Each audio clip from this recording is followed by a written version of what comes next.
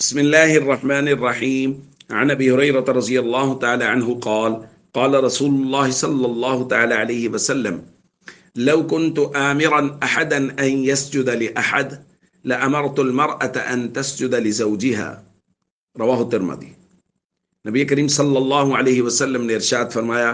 اگر میں کسی کو کسی کے لیے سجدہ کرنے کا حکم دیتا تو میں عورت کو حکم دیتا کہ وہ اپنے شوہر کو سجدہ کرے۔ دوستو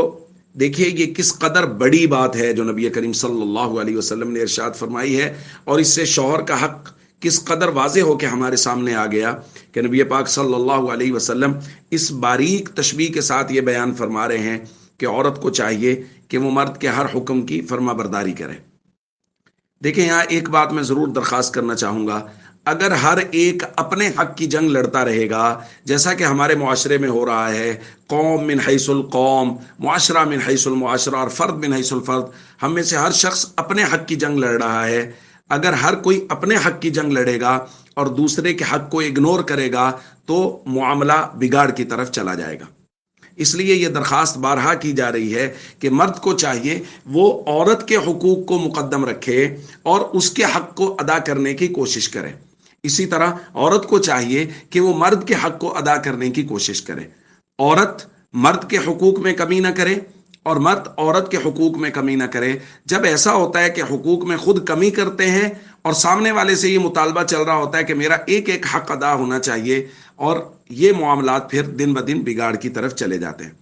تو نبی کریم صلی اللہ علیہ وسلم سے ایک صحابی نے پوچھا تھا، یا رسول اللہ، بیوی کا حق شوہر پر کیا ہے؟ تو آپ صلی اللہ علیہ وسلم نے فرمایا، ان تطعمها اذا طعمت، جب تم کھاؤ اسے اپنے ساتھ کھلاؤ، وہی کھلاؤ جو تم کھاتے ہو، وتکسوها اذا اکتسیت، جب تم کپڑا پہنو تو جیسا عمدہ تم پہنو اس کو پہناؤ، ولا تضرب الوجه، چہرے پر اس کے قطان نہ مارو، ولا تقبح، اس کی عزت نفس کو مجروح نہ کرو،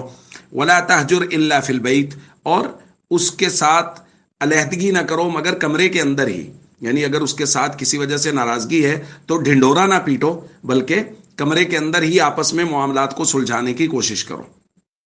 تو ہم سب کو چاہیے ان معاملات کا خیال کریں۔ بہت سارے شوہر ایسے ہیں جو بلا وجہ خواتین کو مارتے ہیں، ان کی عزت نفس کو سب کے سامنے مجروح کر رہے ہوتے ہیں۔ اچھا، اسی طرح بہت ساری خواتین ایسی ہیں جو مردوں کے معاملات میں بلا وجہ دخل دے رہی ہوتی ہیں۔ اچھا، اسی طرح شوہر کے جو گھر والے ہیں، ان کے والد ہیں، ان کی والدہ ہیں، ان کو بلا وجہ تنگ کرنے کی کوشش کر رہے ہوتے ہیں۔ تو جب ایسا کریں گے، یعنی شوہر بیوی کے خاندان کو، بیوی شوہر کے خاندان کو برا بھلا کہہ رہی ہوگی اور ان کے ساتھ کسی نہ کسی معاملے میں لڑائی جھگڑا اور اختلاف چل رہا ہوگا، تو پھر معاملات اصلاح کی طرف نہیں آ سکتے۔ اس لیے ہم سب کو چاہیے ہر ایک دوسرے کے حق کا پورا خیال کرے، تو امید ہے انشاءاللہ پورا معاشرہ بھلائی اور خیر کی طرف لوٹ آئے گا۔ السلام علیکم ورحمۃ اللہ وبرکاتہ۔